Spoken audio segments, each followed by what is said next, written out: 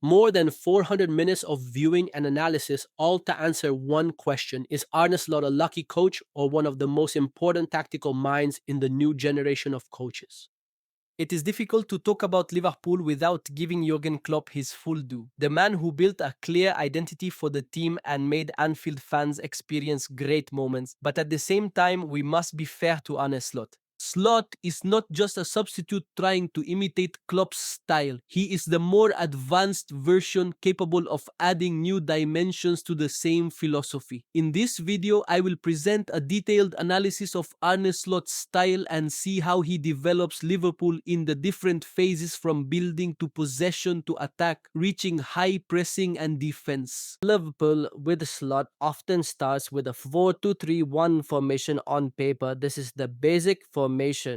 But the advantage is that Slot treats it as a platform or a flexible method, not as a fixed plan. Many times we see it shift to 4-3-3. This happens especially when there is a need to create additional support for the flanks. This transformation happens through smart movements by players like Florian Wirtz, who frees himself between the lines, or even through shifts in midfield roles that provide flexibility in positioning.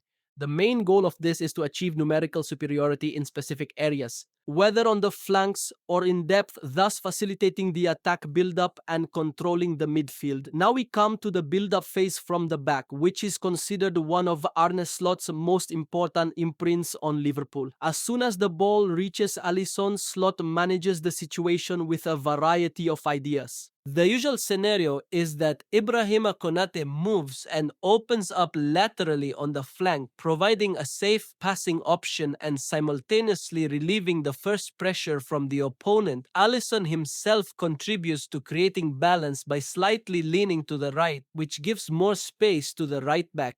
Here, the role of Jeremy Frimpong, one of the fastest players in the world, becomes evident as he breaks free from the back line and gradually advances to the forward areas. Slot not only builds the play, but he deliberately keeps the ball in Liverpool's back areas for as long as possible. The goal is clear: to draw the opponent's lines out of their positions. The more the opposing team presses and leaves spaces, the faster Liverpool can strike. Once the opponent is drawn in, they quickly switch play, utilizing Salah or Frimpong on the flanks or Wirtz, who moves between the lines. The idea here is that Liverpool works on the principle of playing at the right time. They wait, circulate the ball, draw the opponent, and suddenly launch with a quick transition. This is what makes Liverpool's transitions under Slot different, with calculated patience. But as soon as the right moment comes, the team launches with calculated speed and takes advantage of the empty spaces created in the opponent's field. Let's now move on to a point that is considered one of the main reasons for Arne Slot's distinction and difference: possession. But before we talk about possession itself, we need to understand a fundamental part of the philosophy of the new generation of coaches. The new generation does not treat the ball or spaces as separate entities, but as integrated elements. We have two main forms. The first form is space management. In other words, how the team deals with the entire field as a single unit and spreads out in an organized manner, whether in attack or defense. The coach here directs his players to occupy certain spaces to create passing angles or close-off channels for the opponent. The idea is not just individual movement, but an interconnected network of movements that makes the whole team work as one unit. The second part is ball management. Coaches now do not aim to control the ball just to keep it or even just to regain it quickly. The real development is that they now have a directed mindset. What does that mean? It means when their team has the ball, the question is not just how to keep it, but how do we make the opponent move the way we want? The ball is used as a tool to direct the opponent's defense to a certain part of the field. This in turn opens up spaces in other areas that the team can exploit. This point also, it appears in defense during defending. The team's main goal is to direct the opponent to a specific direction, either towards the flanks or in a certain part of the field. Pressing is not just about regaining possession. It's a tactical tool to force the opponent into the area you've prepared. There, pressing turns into an offensive role. And again, recovering the ball in a dangerous place and transitioning directly to attack. From here, we can interpret Ernst Slot's style in possession. He doesn't just seek possession for the sake of possession, but uses it as a dual tool to manage spaces precisely, making the team balanced both offensively and defensively. And on the other hand, to manage the ball in a way that directs the opponent and opens spaces. Liverpool wants to exploit this, and that's what sets them apart from others. Possession for him is not an end, but a strategic tool for building calculated attacks and quickly transitioning between defense and offense while in possession of the ball. Arne Slot deliberately pulls the play into Liverpool's defensive areas. The idea is clear: draw the opponent away from their goal and set the field for a quick attack. If we divide the field into four zones, zones 1 and 2 are Liverpool's half, and zones 3 and 4 are the opponent's half. Lot tries most of the time to keep possession in zone 1 up to zone 3. The goal of this is to force the opponent to press forward, thus leaving empty spaces behind their lines. These spaces are ideal for players who excel in speed and the ability to break away. One of the most important ideas of Arne Slot in possession is the process of drawing in the opponent. Here, Liverpool shifts to a 3-2-2-3 formation in the backfield. This distribution is not just aimed at securing play building, but more importantly, at forcing the opponent to move forward. The ball stays longer from areas 1 to 2 in Liverpool's half. With every short pass and calm rotation, the opponent is forced to press more from the front areas of Zone 4 until they enter Zone 3. The more the opponent pushes into the depth of Liverpool's field, the wider the spaces behind them become. This is the moment Slot waits for as soon as the opponent leaves their position. Liverpool immediately shifts from safe possession to a rapid offensive launch.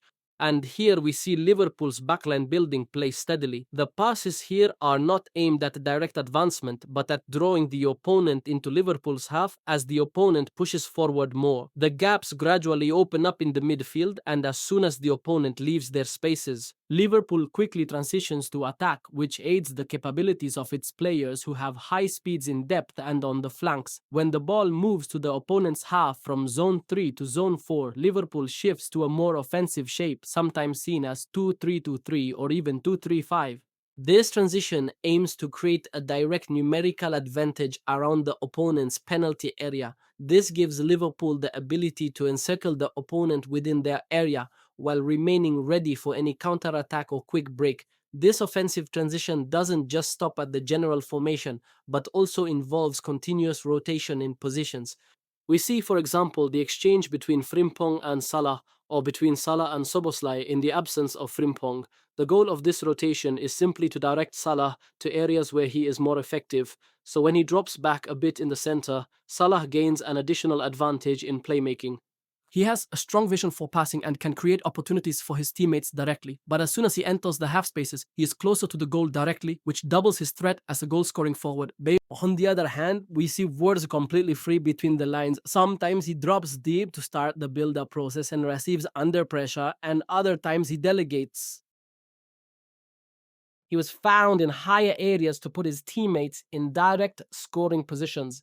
This flexibility always creates an element of surprise. Sometimes a playmaker in the center, and sometimes the link connecting the attack with the midfield. Now we come to the counter-pressing phase, which is considered one of the key elements of Slot's style. As soon as Liverpool loses the ball, the team doesn't give the opponent any chance to start building a counter-attack.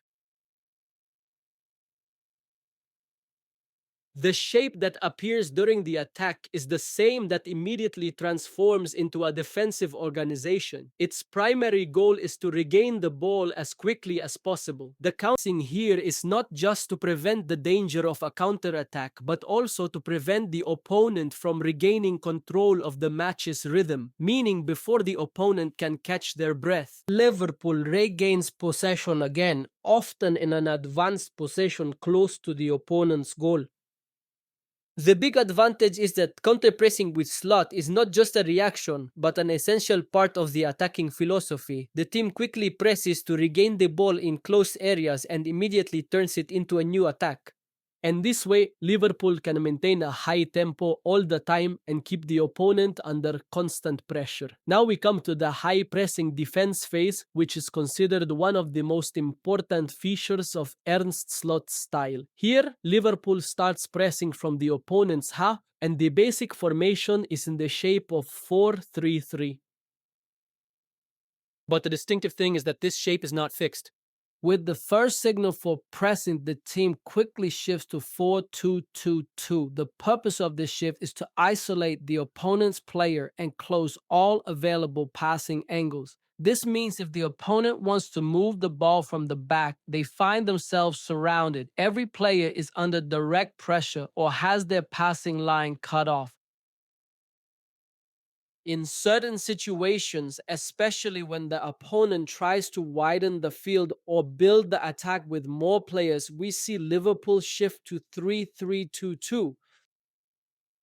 This formation achieves a kind of numerical balance in the opponent's half and allows the team to apply very aggressive pressure while maintaining its defensive organization.